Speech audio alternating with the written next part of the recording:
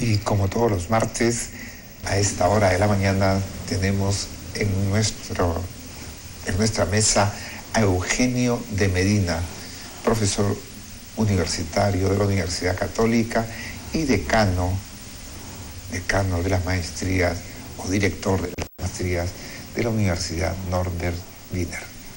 Como todos los martes, bienvenido a esta conversación. Uno de los temas constructivos, porque la basura, el desagüe de algunos políticos, de repente tenemos tiempo para tratarlo, pero son temas de baja policía, de desagüe. Primero tratemos los temas del Estado, de la nación. El presidente Ollanta dio 7 medidas sobre la necesidad urgente que ha reconocido él, el ministro Castilla, Julio Velarde y todos los economistas y empresarios de que la economía se había enfriado. El presidente lo ha reconocido y ha dicho, damos 7 medidas. Y el día de ayer ha vuelto a salir a decir, por ejemplo, que van a construir teleféricos para vincular a los pueblos, y ha utilizado una palabra que me gustó mucho: tenemos que crear mercado. ¿Qué opinas tú de estas 7 medidas que ha propuesto el presidente de la República? A ver, la respuesta hay que dividirla en algunas partes.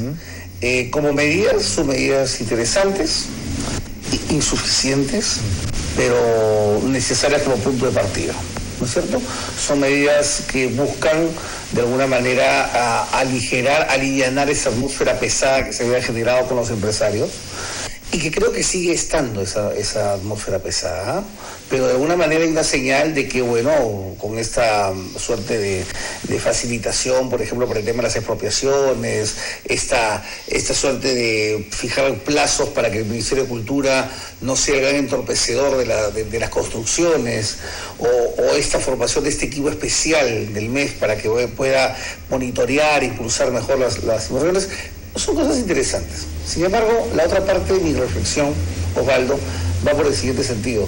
El gran problema que tenemos es que hoy día el presidente dice esto, pero de repente la próxima cumbre internacional que haya se le ocurre hablar nuevamente de que hay que buscar alternativas al modelo. Y entonces ahí tenemos el problema de fondo. Creo que en los grandes, cuando termine este gobierno, no se le va a recordar por las 7 medidas, se le va a recordar por los 2 grandes hechos que han minado la verdadera confianza empresarial en el país, que son Conga y Repsol. Que son pero Repsol se resolvió bien. No se resolvió bien. No. Porque es como dar una cachetada a una mujer y luego decir, lo siento, mi amor, y te mando las flores.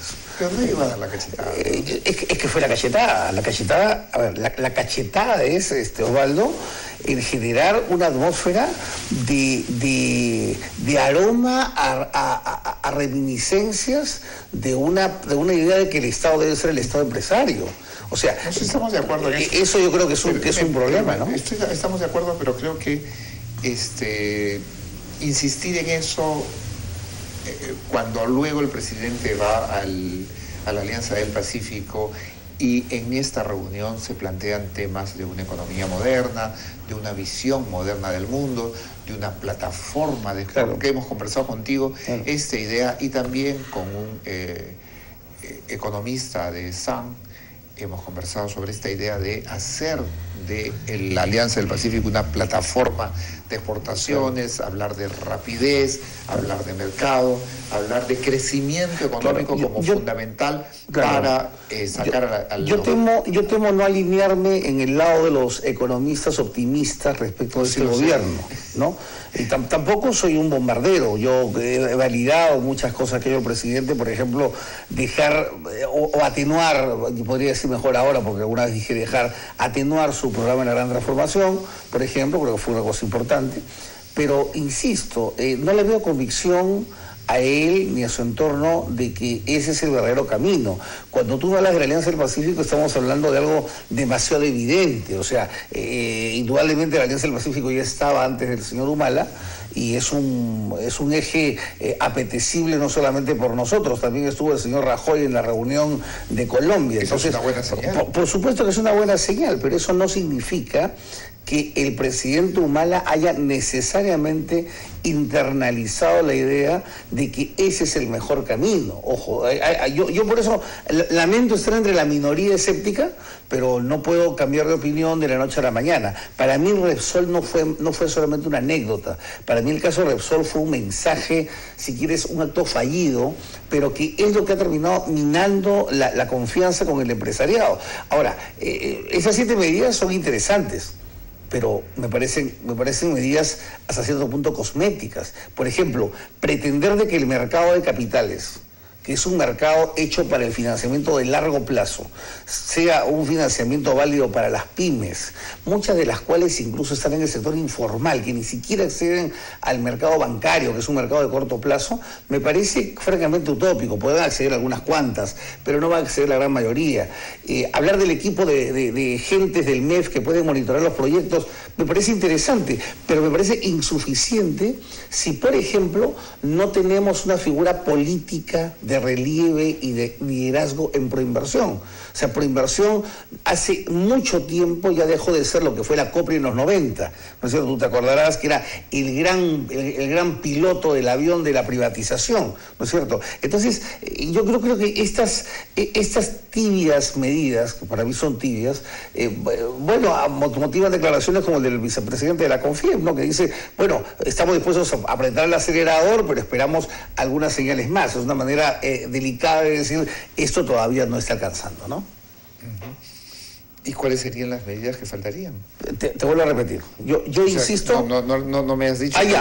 ¿Qué medidas tú crees que se deberían tomar? Por eso, te dije lo de Proinversión. Yo creo que hay que poner una persona en Proinversión que tiene que ser fuerte. Que requeriría liderazgo. Sí, lo otro es que el presidente defina ya una vez el camino que tiene que seguir de aquí a 3 años. O sea, es como el caso de la reelección conyugal, que tiene que ver con este tema también. O sea, dar mensajes políticos de que él ya se compró la idea del modelo y va a seguir para bien o para mal hasta el final de su mandato con el tema. ¿No es cierto? O sea, tú lo que planteas que haya una ratificación en un proyecto moderno y que deje cualquier veleidad hacia el pasado. Una claridad. Una claridad. Yo ni siquiera puedo decir una ratificación, porque el presidente oficialmente jamás renunció a su programa de la gran transformación. Él juró cumplir una hoja de ruta, ¿te acuerdas? Sí, pues, pero la hoja de ruta está redactada en un lenguaje en el cual siempre se puede ir de un lado para otro. O sea, necesitamos, Osvaldo, un poco más yo diría que mucho más de definiciones concretas. O sea, el empresariado, cuando tú al empresariado le dices invierta $1.000 millones, ¿no es cierto? Y meta su dinero acá y confía en el país 10 años, no puede estar pues a lo que tú le llamas las veleidades, ¿no es cierto? El estado de ánimo de un mandatario o de un ministro, sino esperan cosas concretas y cosas serias. Cuando nosotros hablamos, por ejemplo, de las elecciones en Chile, hablaba con el rector de la Universidad Central hace poco de Chile, yo le decía, la diferencia entre Perú y Chile es que en Chile la variabilidad de la política es un margen muy pequeño, ¿no? Nadie está pensando en cosas locas. Sí, ¿no? Parece que no. En el caso nuestro sí. Pero parece que sí, en Chile están pensando en cosas locas. Bachelet ha anunciado una alianza nada menos con el Partido Comunista. Bueno, y ha sido sumamente criticada y se ha puesto a la defensiva Bachelet. Hablo como hasta ahora, ¿no? Digamos, siempre la izquierda tiene capacidad de sobrepasar el mito, ¿no?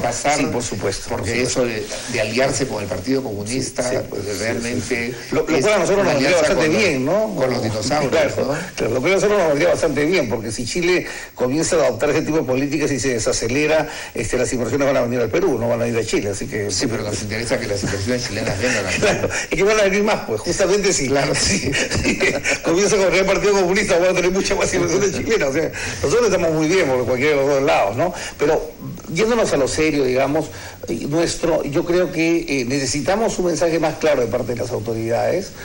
A mí me sorprende, y te digo, que no tengamos referentes fuertes políticos dentro del gobierno para defender el modelo. Yo te digo ahí derechamente, ¿no? El ministro Castilla es más un tecnócrata que un político. De hecho, no es un político. Pero tiene que ser un técnico. No. Ahí discrepo contigo. No, yo estoy haciendo preguntas, yo no estoy opinando. Te estoy contando, pero está bien que discrepemos. No, pero yo no estoy afirmando nada. ¿Tú no crees que deba ser un técnico? Porque Castilla es un técnico que en este momento está en Europa. No, yo creo que tiene que ser... en los en la República Árabe Unida, se está yendo a Frankfurt y está promoviendo las inversiones, está mostrando cuál es el Cuando estado tú pones en el Ministerio de Economía a un ministro tecnócrata 100%, lo reduces a ser un ministro de Hacienda, a un gran tesorero. ¿De acuerdo? Pero no a un gran economista, no a un gran hombre con visión de economía para el país.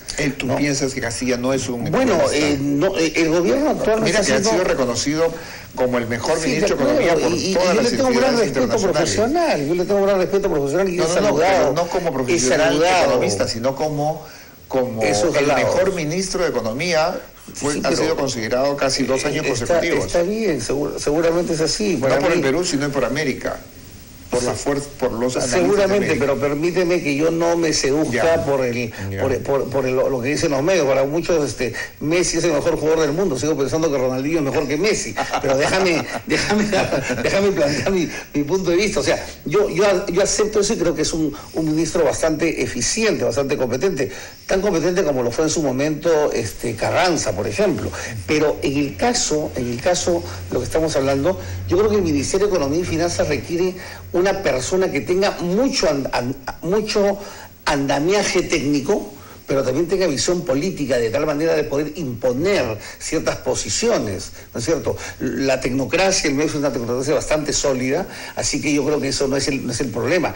Pero lo que sí me preocupa es que no hay defensores. Si repasamos el gabinete, no hay figuras que puedas decir tú, ellos defienden el modelo, ¿no? Yo veo ministros muy técnicos, por ejemplo, el de Vivienda, René Cornejo es un gran técnico, ¿no es cierto?, que ha sido, por ejemplo, director de Proinversión incluso, y uno de los hombres que más conoce de APPs, pero no lo veo defendiendo mucho este tema dentro del gabinete, ¿no? Entonces, a lo que quiero llegar es que necesitamos liderazgos políticos, porque vamos a decirlo con todas sus letras, ese liderazgo no está de parte del presidente, ¿no? Salvo que tú hayas descubierto algo que no sabía la última semana, pero ese liderazgo que no viene del presidente tiene que venir de otras figuras que él debiera convocar, por ejemplo, un primer ministro con liderazgo, que tampoco lo tiene, y que defienda realmente este modelo y que dé una señal global al empresariado y a la ciudadanía de que está comprándose este modelo. Entonces, tú no estás planteando una crítica a Castilla, sino en realidad estás planteando una crítica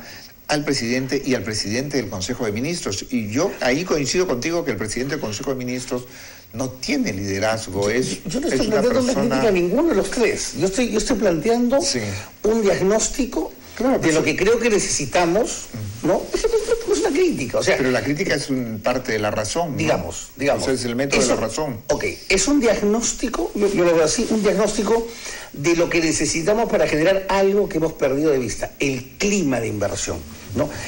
La inversión no empieza en los Excels y en los BAN y en los TIR y de los chicos que hoy día cualquier chico de último año de economía o de ingeniería industrial te lo saca. Eso es matemático, eso es software. De lo que estamos hablando es de política. El clima de inversión se genera por la política que envuelve ese clima de inversión y que lo genere, que lo cuide, que lo protege y que lo impulse y lo desarrolla. Mira tú, nada de esto siento en el ambiente hoy en día en el Perú, ¿no? Entonces, claro, hay discursos aislados, hay hechos aislados, hay medidas aisladas. Tú recordarás que cuando Alan García tomó el mando en el 2006, empezó con unas normas de descentralización, ¿no? El shock de la descentralización, digamos. ¿Cuál fue el resultado? No avanzamos nada en descentralización en el gobierno de Alan García. Entonces, estas medidas son muy interesantes para la prensa, pero si no enganchan con una visión de que realmente, por ejemplo, queremos aprovechar el crecimiento económico para desarrollo futuro, y que eso pasa, y vuelvo a insistir, por el desarrollo de infraestructuras y por el desarrollo de la educación, en serio, pues no le veo que vamos a superar el infraestructura. El presidente, después de estas 7 medidas, ha propuesto la construcción de estos funiculares para unir a los pueblos, pero ha dicho además que no sé si es una alianza público-privada, eso no lo sé, si es dinero del Estado, pero dice eso nos va a permitir vincular, además tenemos un déficit de infraestructura de 80.000 millones de dólares, va a permitir generar mercado y competitividad. Claro, pero eso es maravilloso para encandilar a los analistas y a los conductores del día siguiente que podemos comentar estas cosas. Pero si vemos un poquito más la letra chica, nos vamos a dar cuenta que el tema de los funiculares pues no es precisamente el gran déficit de infraestructura que tenemos, ¿no? El gran déficit de infraestructura que tenemos, por ejemplo, es el agua potable. Por ejemplo, ese es el tema de fondo. Y hay proyectos en el Perú de iniciativas privadas paralizados por la burocracia estatal. O sea, infraestructura no es solamente las carreteras, ¿no? Yo digo, ¿qué pasa con el agua potable? Lo que podría mejorar nuestra población si pasamos de ser el último en América Latina en abastecimiento de agua y desagüe, porque somos el último, ¿no? Y que pasáramos a ser al menos el tercero. Lo que podría ganar nuestra gente, lo que ganaría un ciudadano común y corriente, en vez de perder tiempo 2 o 3 horas en buscar agua y pagar por el agua 12 o 20 veces lo que pagamos nosotros, que pudiera utilizar ese tiempo y ese dinero para hacerse más rico. Esas son las cosas que necesitamos en el Perú. Nadie habla de eso, ¿no? Porque claro, nosotros tenemos, de vez en cuando vemos el problema del agua en Lima cuando sale algún reportaje en televisión, pero siempre tenemos agua. Pero ¿qué pasa cuando tú tienes ciudades en el Perú que tienen un abastecimiento de 6 horas al día o de 4 horas al día y de agua de mala calidad? ¿Cómo eso impacta en la salud? ¿Cómo eso impacta en la autoestima? ¿Cómo eso impacta en la construcción de ciudadanía? Entonces, esos son los temas que a mí de repente soy muy romántico de pensar que eso debería estar en la agenda, pero creo que son los verdaderos déficits, porque aquí concluye esta idea, Osvaldo. No solamente hay que mirar el déficit de infraestructura, que es lo que mira la gente de Confiebo, mira el Ministerio de Economía. Hay diferentes calidades de déficit. Una cosa es tener un déficit en materia de carreteras, que además las principales ya las hemos concesionado, y otra es tener un déficit en agua potable, que influye también en la sanidad pública y, como te dije, en la construcción de autoestima, etcétera. Creo que son dos temas que son temas que no estamos abordando. El tema de la educación es otro, ¿no? Seguimos con una educación paupérrima y nadie hace absolutamente nada por mejorar. Yo coincido absolutamente contigo en el tema del agua. Eso creo, yo te dije, he tenido una experiencia como consultor en este asunto y la verdad que las empresas de agua son un absoluto desastre en todo el Perú. Acá no hay nada sobre eso. No hay nada. Y es cierto, por eso estamos conversando. O sea, se trata efectivamente, en el tema del agua, debería haber una reforma profunda. Pero ¿sabes qué ocurre cuando tú ves las encuestas? 7% o 8% de la gente aprueba la posibilidad de concesionar. No sé, todos tienen la idea de que el agua es como el aire, que debe estar en manos del Estado, etcétera. Entonces estás haciendo una buena labor al explicar y al fundamentar esto. Pero precisamente, ¿no? Osvaldo, esa labor no la debería hacer un modesto ciudadano o profesor universitario. No tan modesto. Soy modesto, obviamente, un grano en la arena. Sí. Quien lo tiene que hacer es el presidente. Así es. O sea, el gran Pero educador, no está convencido en eso, pues, ¿no? Es que, ¿ves a lo que me refiero? No está convencido. No está, es que tampoco no podemos pedir peras al olmo. Pero es que eso voy. Entonces, me encantaría un presidente que sí esté convencido. Yo también estoy de acuerdo contigo. Digamos, te pongo un ejemplo. Yo lo llamaría PPK que sea presidente de Prohibición, si es que acepta, bueno, ¿no? Pero eso es... Claro, es una utopía, pues, porque ya estamos peleándonos con los liderazgos del otro. Yo quiero que el otro... Claro, PPK además es candidato a la presidencia de la República. Pero no debe haber un solo PPK, pues deben haber algunos más, ¿no? Sí, como otros, de repente que hablen también el inglés, pero que sean, digamos... Ahora, a lo que me refiero es que necesitamos impulsores desde el liderazgo. O sea, el problema que tenemos en el Perú no es un problema de leyes, de decretos leyes, no es un problema de afinar el cálculo del banco del TIR, es un problema de generar políticas que alberguen ideas correctas, ideas de valor. Estamos de acuerdo. Y ahora, veamos este tema que el presidente también planteó. Él ha dicho que la ley de consulta previa no debe entenderse como un obstáculo para las inversiones, que más bien se trata justamente de destrabarlas, y que la ley de consulta previa tiene que aplicarse puntualmente para cada caso. Claro, pero ese pues es otro de los problemas de la política y la economía, pues, ¿no? O sea, él justamente, lo primero que hizo fue sacar la ley de consulta previa, y yo me pongo en el caso de las comunidades. Me dicen, por una ley te van a consultar para hacer una inversión. Me consultes. Si me das el poder de consulta, yo te digo, quiero esto o quiero lo otro. Y si me das lo opuesto, entonces pienso que me estás arrebatando un derecho.